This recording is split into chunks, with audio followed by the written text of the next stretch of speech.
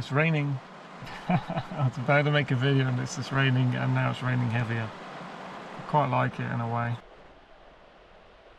So I'll do a quick video about auteurship, which is when I was in my film studies class around the years like 2001 to 2003. We studied a lot of film stuff that was very interesting.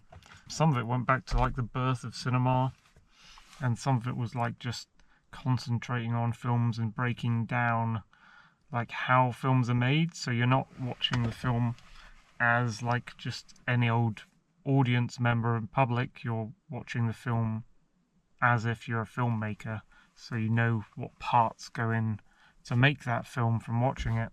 And one of the things we did an assignment on was auteurship. I believe auteur is a French word. I'm not actually sure where the word comes from. It might mean authorship, maybe. Auteurship refers to the role or status of an auteur, a term used in film to denote a director or creator whose personal influence and artistic vision are evident in their work. There we go. Concept emerged from French New Wave cinema in the 1950s and 60s, where film critics were analysing films with a focus on the director as the primary author of the cinematic work. Auteur does mean author. There we go. And so we had to pick a director, and I had like 3 sets of friends doing well-known directors. We had to pick a director who we thought was an auteur, once we'd been told that, and then explain to the teacher, or like argue or prove a case to the teacher that that direction is an auteur and what their auteurship was. So it's like when you watch a film, each director has an artistic mark they leave.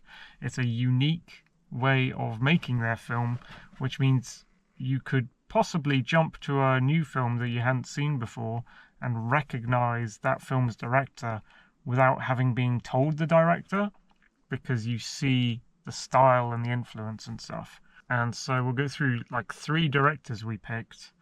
The one I picked was John Woo, because I was watching a bunch of John Woo films at the time. More of his Hong Kong stuff than his American stuff, but a mix of that. And so John Woo's auteurship, he has lots of gunplay in his things. I think they called his films like blood orchestras or gun operas or something like that. It's like the thing that gave birth to the Matrix, the gunfights in the Matrix and that. They're all derived from John Woo movies, and the Max Payne games are derived from John Woo movies. So you have a hero, often wearing black, I think, and then the villain often wears white. That happens a lot. They will use 2 guns quite often. Sometimes they'll be Berettas, but they could be a 2-pistol setup of some kind. They'll fight with 2 pistols often. Sometimes it'll be 1. There'll be slow motion moments in the action, slow motion shots during the gunfight. Sometimes there'll be I think they call it a Mexican standoff. I don't know why it's Mexican in particular, where there'll be a shot where the villain and the hero are like pointing guns directly at each other, which in real life just doesn't really make any sense. If you're going to kill someone, you wouldn't have this duel moment. It might have worked in the past for pistol duels at dawn, in the 1700s, where they had those flintlock kind of pistols, the old gunpowder burning muskets and things, those sorts of guns. You face away from each other, pace with your backs to each other, away from each other 10 steps, and then turn to face each other and fire. Whereas in these John Woo movies, I mean, you could do it with the flintlocks because you get misfires and bad aim and stuff. But with a modern gun like a Beretta, you're just going to hit 10 paces. You're definitely going to hit your target, I think. But these, in John Woo films, the hero and the villain are 1 pace from each other. They're 1 meter. They're so close to each other. That's probably how the gun kata thing in Equilibrium came about, where in that movie, the hero and the villain are pointing a gun directly at each other really close, and they kind of reach over and slap the pistol away. and then the other guy brings their pistol back to bear and slaps the other guy's pistol away. And like this slapping match with pistols, that probably came out of John Woo. But first, I think John Woo came in with this. It's a weird, unique concept. It was unique at the time, I think. I don't know how often it happened in films before John Woo came along, but they'd have their pistols like 1 meter facing each other. Another thing he'd do is have doves and pigeons. I think the doves would often represent the hero character. So you'd have like slow-mo, like the hero walks through doves and the doves all scatter and fly in slow motion.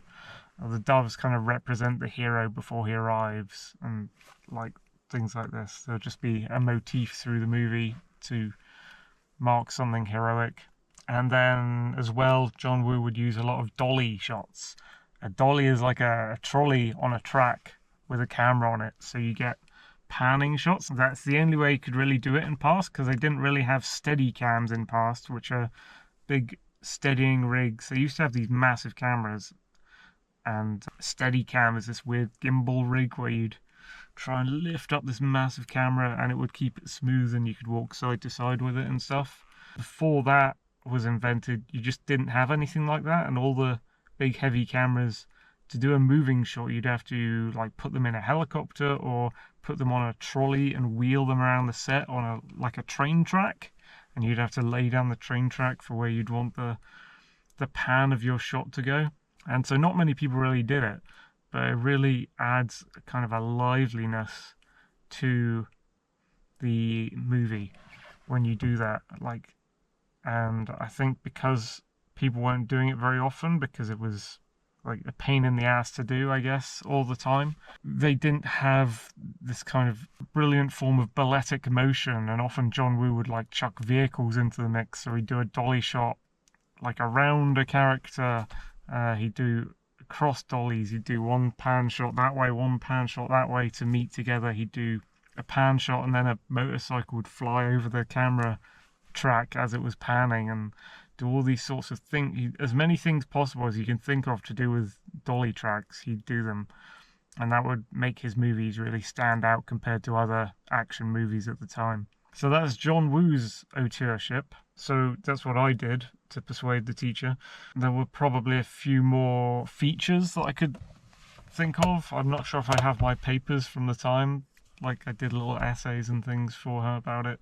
Another guy in my group did Ridley Scott as an auteur. And the thing Ridley Scott likes to do is like drift a lot of smoke through his scenes, I think. That's one big thing he does, is a smoke drifting through his scenes. Like actual fire smoke, not like steam, and not like fakery with CGI or anything. He'd actually, have smoke drifting through the scenes, as far as I'm aware. And he'd do a lot of really intense lighting work that kind of etched out the characters. You'd have lots of moments where the lighting would really be striking, because it would be shot, each person's face would be shot from an angle straight ahead, but the light would come from somewhere behind and light up each of their wrinkles on like one side of their face. And there'd be lots of this kind of lighting going on.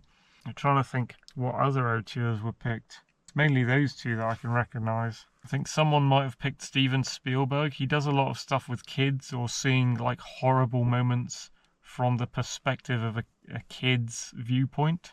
He does a lot of stuff like that. I swear there was a third one. So there was probably a third director that you could deep dive into. I can't remember off the top of my head what the third director that my other friend picked now was. You have to pick a director who's got a big body of work behind them, like they've done lots of different films, because then you can scan multiple of their films looking for these little insignias that repeat in each film. And that's what you define as the auteurship. So I think every director has like this artistic presence which is unique from everyone else. And I think that carries on. That's not just a filmmaking thing, although that's what we're explaining here. I think every artist is good because they're unique. If artists are just drawing samey like each other, like if Picasso and Rembrandt and Van Gogh all drew like hentai and anime with the sharp-chinned cartoon Asian characters and the the streaming motion lines coming out of the place. If all their art looked exactly the same as each other, then I don't think I'd want to class them as real artists. I think real artists, like, your art is a way of expressing your uniqueness as a person and how you're different from the next person along. Everyone sort of starts in the same way with their learn to draw and how you draw the lines and draw a box, now draw a circle, but everyone diverges quite soon after that, and soon you're saying, like, draw this landscape scene from this photo, and everyone draws a different version of it. It all looks slightly skewed or slightly different, or the colours are a bit bizarre in some of them and more plain in others. So I'm fascinated by the uniqueness of artists. I think AI is destroying a lot of that, like getting in the way and obscuring humanity, really, humans' ability to do that unique work. Anyway, that's Auteurship. Thank you for watching.